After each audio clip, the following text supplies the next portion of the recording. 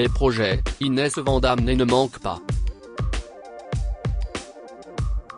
Au casting des danseurs de Danse avec les stars depuis 2019, la jeune femme, également animatrice sur les chaînes du groupe TF1, propose depuis un mois maintenant son propre podcast avec ou sans sucre. Le rendez-vous est pris chaque dimanche. Voici.fr, tu as lancé ton propre podcast avec ou sans sucre, quel est le concept ? Inès Vandamme, il y a un mois, j'ai lancé mon podcast qui s'appelle Avec ou sans sucre où j'invite des personnalités chez moi. Je les invite à la maison, à venir boire le café et à discuter de leur vie, de leur parcours. Mon but c'est vraiment qu'on apprenne à connaître l'homme, la femme qui est derrière la personnalité publique que l'on voit en télévision. Comment t'est venue cette idée ? Pourquoi as-tu voulu te lancer dans le podcast ? Cette idée de podcast est assez vieille, car au final c'est un peu le travail que je fais sur Danse avec les stars. Certes, j'apprends à des personnalités à danser mais j'essaie aussi de mettre cette personnalité en lumière face à 4 millions de téléspectateurs sur TF1. Mon but, c'est que chaque personnalité qui partagera l'aventure avec moi ait ce petit truc en plus et puisse s'exprimer pas seulement avec la danse, qu'elle puisse montrer qui elle est. J'ai rencontré Mathieu, mon producteur, avec qui on a décidé de s'associer pour ce podcast.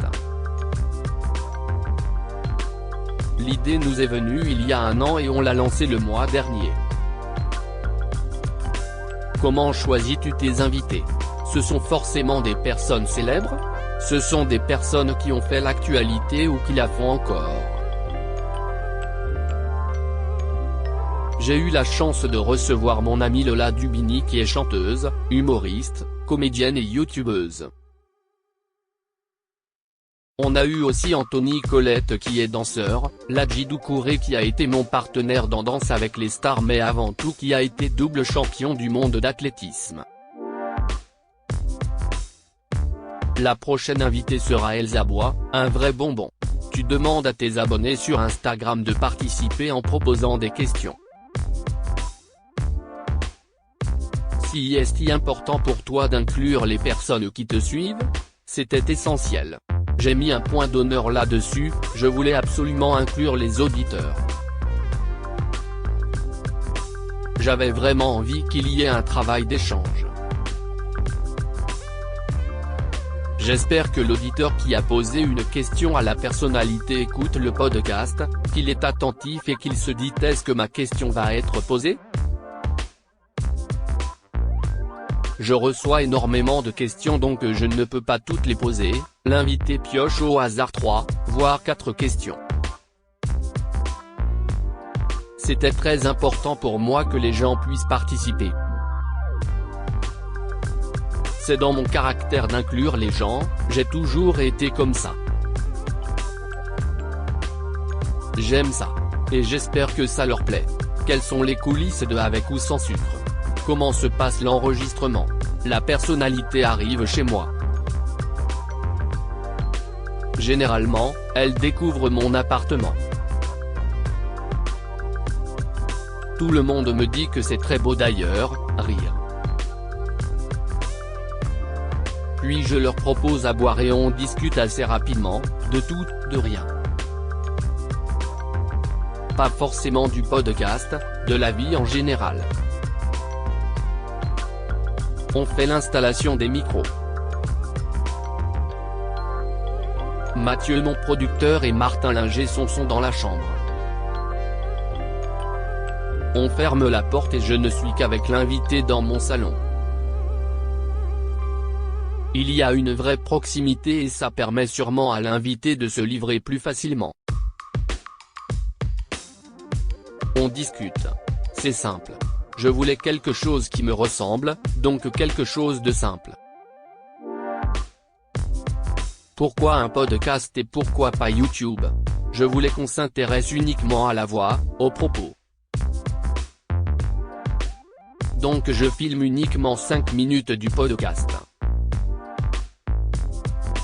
Mon appareil photo qui filme s'arrête automatiquement au bout de 5 minutes et après il n'y a plus d'image. Parce que j'avais simplement envie que la personne soit à l'aise. Si elle a envie de s'allonger dans le canapé, elle s'allonge. Quand il y a une caméra, la posture est différente. C'est normal, on essaie de toujours mieux se tenir. Et là on est à la cool. Le grand public t'a connu danseuse avec M. Pokora, danseuse dans Danse avec les stars. Et depuis plus d'un an tu t'es lancé dans l'animation. Pourquoi cette envie? Depuis environ 1 an et demi, je me suis lancé dans l'animation chez TF1. C'est une décision commune avec la chaîne. Elle m'avait proposé il y a quelques années un rendez-vous. J'y suis allé et on avait discuté de potentiellement animer des émissions, on m'a demandé si ça m'intéresserait. Chose incroyable, je leur ai dit que c'était effectivement une reconversion à laquelle je pensais après ma carrière de danseuse. Je savais qu'elle n'était pas encore terminée mais j'avais envie de voir un petit peu plus loin. Ça a été une discussion commune et 1 an et demi après, on m'a confié mon premier programme qui était le Big Bêtisier de Noël sur TFX. Et se sont enchaînés d'autres projets. Je me sens extrêmement chanceuse d'avoir été choisie par la chaîne pour être l'une de leurs animatrices. Dans ta bio Instagram, animatrice est d'ailleurs ce qui apparaît en premier. Tu prépares la suite? Oui, c'est ce qui apparaît en premier car c'est ce que je fais le plus finalement à l'année. Je suis en contrat à l'année à la Française des Jeux, donc j'ai la chance d'animer les tirages du loto et de l'euro-million tous les mois. Je fais les Big Bêtisiers sur TFX. J'ai animé dernièrement la cérémonie du tapis rouge au Energy Music Awards.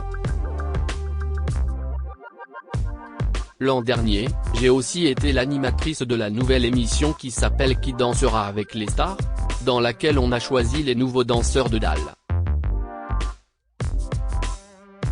Tu parles souvent de tes projets sur les réseaux, de ce que tu aimerais faire à la télé ou en radio. Tu as même tourné un pilote. Où ça en est? Oui, j'ai eu la chance de tourner un pilote pour la télé et un autre pour la radio car c'est un domaine qui m'intéresse aussi beaucoup. On attend des réponses. Croisons tous les doigts. Est-ce que tu prends toujours autant de plaisir à danser, à donner des cours? Oui mais je donne moins de cours qu'avant, c'est vrai.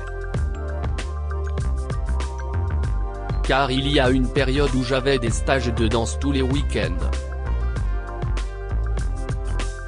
Ça faisait beaucoup. En diminuant en cadence, j'ai aussi retrouvé ce plaisir-là. Je prends beaucoup de plaisir à animer, vraiment. J'apprends énormément et ça me fait du bien car j'adore ça. La danse, j'apprendrai aussi toute ma vie. Mais j'ai commencé à danser à 3 ans, j'en aurai bientôt 31. Je pense qu'il y a une petite page qui est en train de se tourner. Elle n'est pas complètement tournée. Mais ma carrière de danseuse ne fera pas encore 5 ans, ça c'est sûr. Je ne me vois pas dans le jury de Danse avec les stars. Tu es l'une des rares à afficher une grande complicité avec tes partenaires pendant et après Danse avec les stars. Si est-ce important pour toi de garder ce lien? C'est essentiel. Je ne pourrai jamais assez remercier TF1 de m'avoir mise avec ces 3 hommes. Je pense qu'ils ont su que c'était très important l'humain et le relationnel chez moi. Bien évidemment en tant que danseur-danseuse, on a envie de gagner l'émission. Mais s'il faut vraiment écrire un goal, mon premier serait vraiment devenir ami avec mon partenaire. Deuxième, gagner rire. On n'a jamais atteint le deuxième, mais aujourd'hui ce sont tous mes amis. Ladji, j'ai eu un texto juste avant l'interview et on doit aller à Roland-Garros ensemble. Jean-Baptiste Monnier, note de la rédaction, je l'ai eu au téléphone il y a 3 jours car il vient de devenir papa. Et Florent, père, note de la rédaction, on s'est croisés à Roland-Garros et on dîne ensemble minimum une fois toutes les 3 semaines. J'ai oublié que j'avais fait Danse avec les stars avec eux, ce sont des gens qui font partie de mon entourage proche. On parle d'une nouvelle saison de Danse avec les stars pour début d'année 2024 et non à la rentrée 2023. Tu en penses quoi? C'est ce que moi aussi j'entends, je n'en ai aucune idée. Je ne peux pas vous dire oui c'est vrai, non c'est pas vrai. Je l'entends, je le lis dans les médias. J'en pense que s'il décide de le mettre à ce moment-là c'est que c'est bien réfléchi. Et est-ce que vraiment je dois dire quelque chose là-dessus? Moi je fais partie du programme, si en tout cas ils ont envie que je réitère pour une saison, on en rediscutera avec plaisir. J'espère que l'émission ne va pas s'arrêter comme ça. Tu te verrais dans le jury? Alors pas du tout. Pour une raison assez simple. J'adore ma place de danseuse, j'adore ma place d'animatrice sur d'autres programmes. Est-ce que je me donne un nouveau rôle en tant que juge? Ça veut dire qu'on va allumer la télé et on va se dire, mais qu'est-ce qu'elle fait cette jeune fille? Elle danse, elle anime, elle est juge. On va peut-être bientôt la voir dans Demain nous appartient rire. C'est pas facile d'avoir une image et d'ancrer une image dans la tête des Français. Je sais que l'image que j'ai aujourd'hui c'est la danseuse de Dal et j'espère que dans quelques années, on arrivera à se dire, c'est Inès Vandamme l'animatrice. On n'y est pas encore. Je ne renie rien de ce programme parce que c'est cette émission qui m'a faite sur la chaîne. Donc j'aurai toute ma vie un amour profond pour les équipes de Danse avec les stars et l'émission en elle-même. Mais si un jour je deviens juge, je deviens ci, je deviens ça, je vais me perdre. Et à la co-animation comme pouvait le faire Karine Ferry? Bien évidemment que j'adorerais co-animer Danse avec les stars. J'ai déjà répondu à cette question dans une autre interview et Jean-Ri Caresse que Camille Combal a vraiment besoin de moi? Je n'en suis pas sûr. Il est génial.